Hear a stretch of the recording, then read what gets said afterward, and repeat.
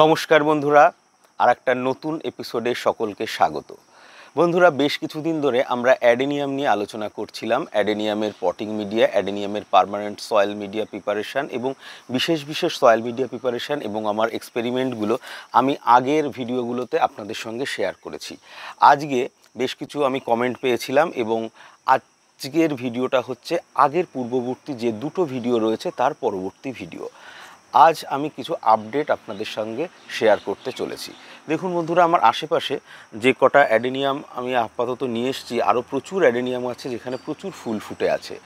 যদিও রিসেন্টলি 2-3 দিন একটু নিম্নচাপে বেশ বৃষ্টিপাত হয়ে প্রচুর ফুল নষ্ট হয়ে গেছে। এখানেও দেখা যাচ্ছে যে প্রচুর ফুল নষ্ট হয়ে গেছে, কিছু ফুল পুরনোও হয়ে গেছে।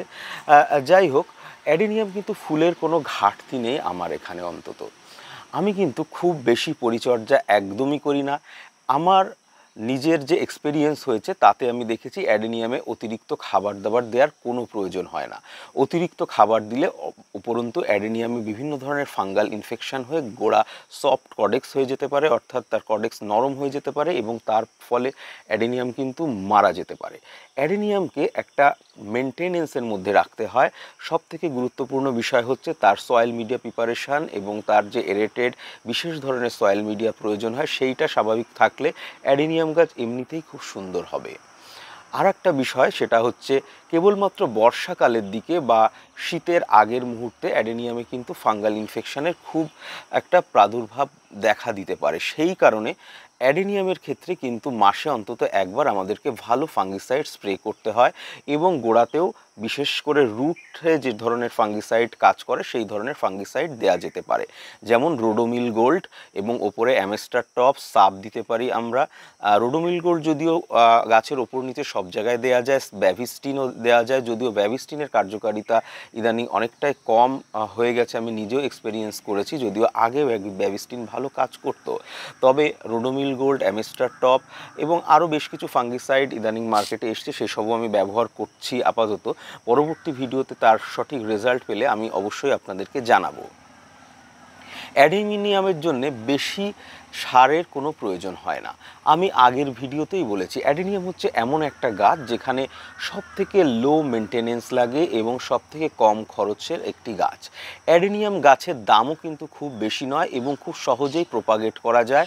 প্রোপাগেশনের ভিডিও আমার আগেই আছে এবং প্রচুর ভিডিও ইউটিউবে বিভিন্ন এক্সপার্টরা পূর্ববর্তী তাদের কন্টেন্টে তারা করেছেন, আমিও দেখিয়েছি কিভাবে করা যায়। সেই জন্য অ্যাডেনিয়াম গাছ কিন্তু খুব সহজে করা যায়, সহজে পাওয়া যায় বর্তমানে, এবং এর পলিনেশন করেও নিজেরাই নতুন নতুন চারা তৈরি করা যায়। প্রতিনিয়ত প্রচুর ধরনের অ্যাডেনিয়াম আসছে। এটা কিভাবে আসছে? কখনো কখনো দেখা যায় যে সেলফ পলিনেশন হয়েও হতে পারে, কখনো দেখা যায় যে আমরা সিলেক্টিভ পলিনেশনের মাধ্যমেও হতে পারি, মিউটেশনের মাধ্যমেও হয়। অ্যাডেনিয়ামের সেই কারণে প্রচুর ভ্যারাইটি এবং সহজে করা যায় এবং এতে খাবারও খুব কম লাগে। অ্যাডেনিয়ামের জন্য লাগে হচ্ছে slow release fertiliser. Slow release fertiliser মানে কেবলমাত্র অসমোকডের কথা আমি বলছি না, আমরা এমন ফার্টিলাইজার ইউজ করব যে ফার্টিলাইজার ধীরে ধীরে মাটিতে তার নিউট্রিয়েন্টস প্রদান করবে এবং অনেক দিন থাকবে। এমন কোনো ফার্টিলাইজার নয়, যেমন ধরুন ইনঅর্গানিক ফার্টিলাইজার আমরা দিলাম এবং 10-15 দিনের মধ্যেই তার কার্যকারিতা ভ্যানিশ, এরকম ফার্টিলাইজারের কথা আমরা বলছি না। এরকম ফার্টিলাইজার দিলেও আমাদেরকে খুব অল্প পরিমাণে মাঝে মধ্যে দেয়া যেতে পারে, যেমন ডিএপি দেয়া যেতে পারে অ্যাডেনিয়ামের ক্ষেত্রে। তবে আমি বলছি হাড়ের গুঁড়ো এবং শিংকুচি আমরা যদি ডিকম্পোস্ট করে মাসে একবার দেওয়ারও দরকার নেই, আমরা 2-3 মাস পর পর একবার দিলেই যথেষ্ট। এবং আমরা ব্যালেন্স এনপিকে দিতে পারি মাসে 1-2 বার। যখন ধরুন গাছের গ্রোথ নেবেন, আমি যখন গাছ রোপণ করলাম বা রিপোর্ট করলাম তার পরপরই আমরা 15 দিনে একবার করে ব্যালেন্স এনপিকে অ্যাডেনিয়ামে দিতে পারি এবং তার সঙ্গে সঙ্গে অল্প 2-3 দানা করে ডিএপি প্রত্যেকটা গাছে। এটা দিলে আমরা দেখব 15-20 দিনের মধ্যে গাছের চেহারা পুরো পাল্টে যাবে, নতুন করে পাতা বের হতে শুরু করবে এবং তারপর ফুল আসতে শুরু করবে। যদিও অ্যাডেনিয়ামের ক্ষেত্রে আমরা 0050 ব্যবহার করতে পারি, তবে আমি কিন্তু আমার এই যত গাছ দেখছেন এখানে, আমি কিন্তু কোনো গাছেই এসব কিছুই ব্যবহার করিনি। দেখুন বন্ধুরা, প্রচুর ফুল রয়েছে।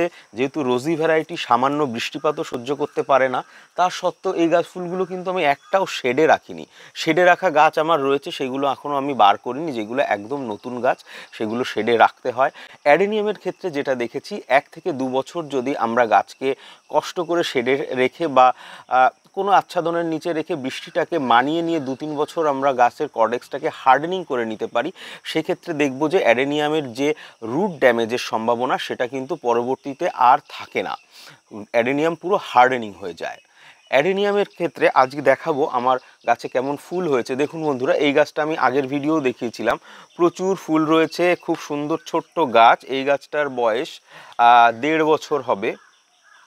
আমি এখনও এটাকে প্রুনিং করেছিলাম গত বছর একবার, এখানে প্রুনিং করেছিলাম, তারপর এবছর আর প্রুনিং করিনি।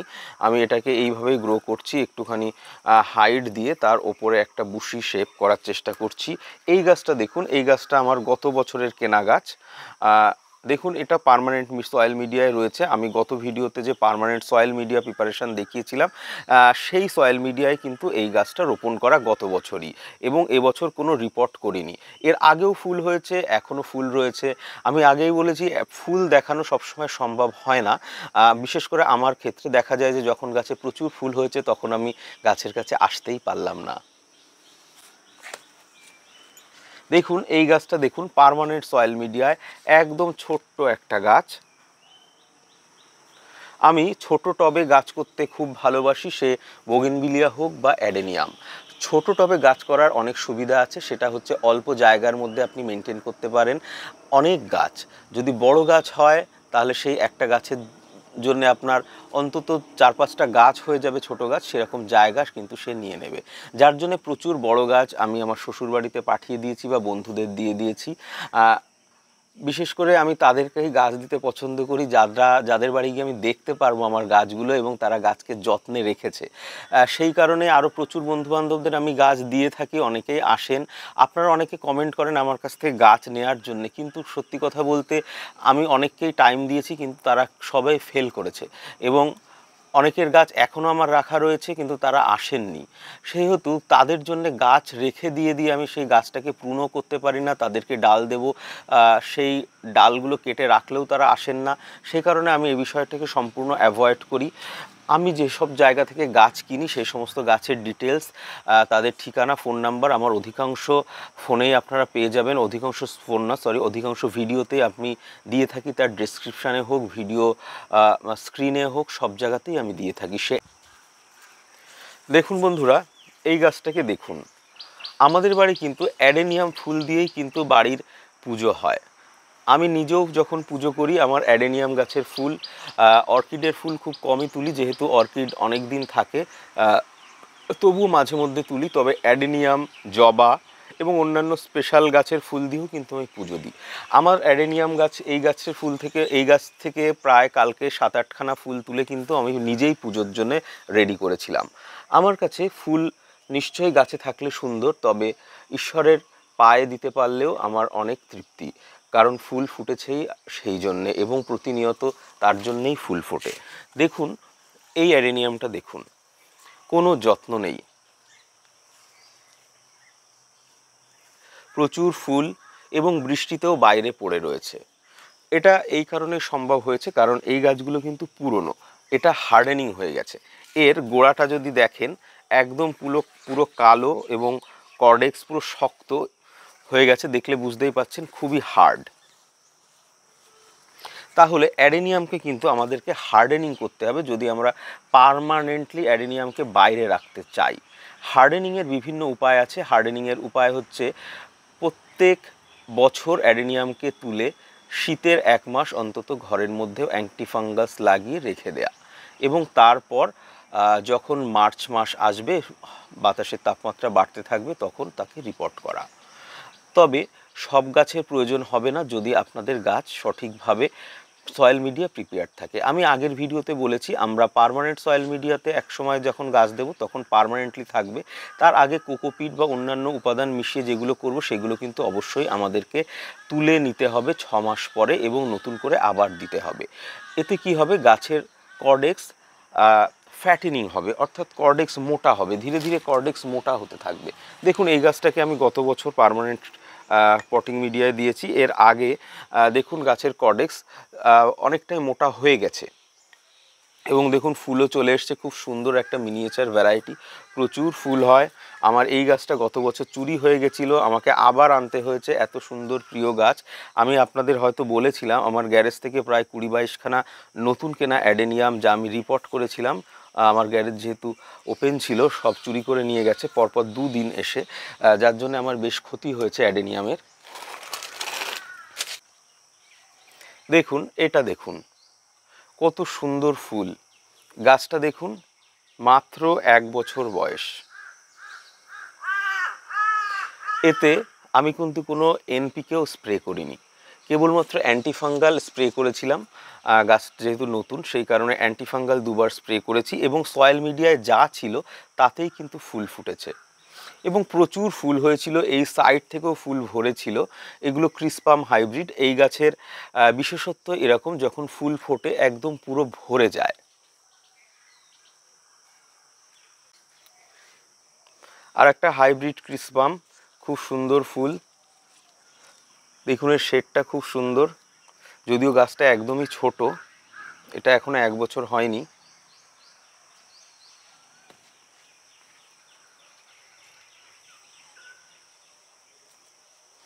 এসব আমার নতুন গাছ, যদিও এইসব ভ্যারাইটি আমার কাছে আছে। আমি আবার অন্যান্য ভ্যারাইটির গাছ কিনবো বলে আমি অনলাইনে একজন সেলারের কাছ থেকে কিনেছিলাম, কিন্তু তিনি যে গাছ দেখিয়েছিলেন পরবর্তীতে ফুল হলে এরকম ফুল হয়েছে। যদিও এই ফুল নিয়ে আমার কোনো আপত্তি নেই, কিন্তু আমি যে কাঙ্ক্ষিত ভ্যারাইটিটা চেয়েছিলাম সেটা হয়নি, সেটাই একটা দুঃখ। অনেকেই অনলাইনে সেল করেন এবং তারপর 1 বছর পর যখন ফুল হয় গাছে, তখন যখন বলা হয় যে এই গাছটা আমি চাইনি ম্যাডাম, এই গাছটা কেন দিলেন, আপনারা গাছের যে ট্যাগ ছিল সেই ট্যাগটা দেখান। এবার গাছে যখন আমি ট্যাগ দেখাবো তখন গিয়ে দেখছি গাছের ট্যাগে কিছু লেখাই নেই, সব উঠে গেছে। তাহলে সেই অবস্থায় ট্যাগের দোষটা কার? নিশ্চয়ই যিনি সেল করেছেন তারই দোষ হবে, নাকি আমার দোষ, আমি গাছটা কিনে ভুল করেছি। এবং তাকে বললে তিনি অস্বীকার করেন, তাহলে এই ধরনের সেলারের কাছ থেকে গাছ কেনা মোটেও সঠিক পদ্ধতি বলে মনে হয় না। এবং আর একটা বিষয় হচ্ছে, দেখুন এই অ্যাডেনিয়াম গাছে একটা স্পেশাল জিনিস বলি। অ্যাডেনিয়াম কি বোগেনভিলিয়াতেও এই জিনিস হয়। এই ফুলটা কিন্তু একটা ন্যাচারাল ফুল, এর কালারেশন ন্যাচারাল এরকম। তবে সিজন চেঞ্জের সময় বা বিভিন্ন ট্রেসে এর ফুলের কালার কিন্তু চেঞ্জ হয়ে অন্য রকম হতে পারে।